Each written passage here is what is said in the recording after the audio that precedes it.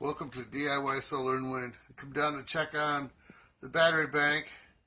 There's the two huge batteries that's not been used yet.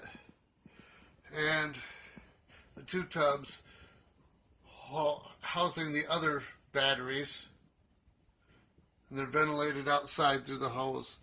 But I didn't clean the basement, and then I found that the drain is not working. So I will figure something out as to when I get more of the huge batteries to keep them up and away from any such possible flooding in the basement. Yeah, I got some cleaning up to do. So when you're doing your battery bank, wherever you're at, make sure you don't have another possible problem. So I'm thinking I'm going to put them up on 6x6s under all of the tubs.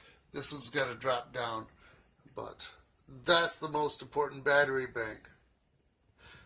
That's 360 amp hours, and the 9 deep cycle batteries I have in these two containers. There's one down below, right there outside, but the 9 batteries are like 208 amp hours. So when you set up your own off-grid system, think it out. I didn't know until, one step at a time. I'm learning. Right now we got a full sunny day.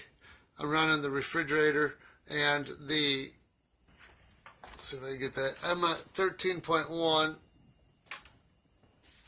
volts on this battery bank. I'm running the refrigerator and a humidifier at the moment.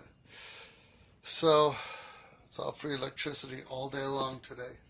It's pretty awesome until we get down here and find out there's a little water. It'll recede.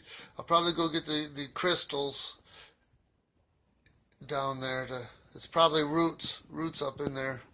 And it was frozen and it thaws, and I haven't had this happen in about 5 years.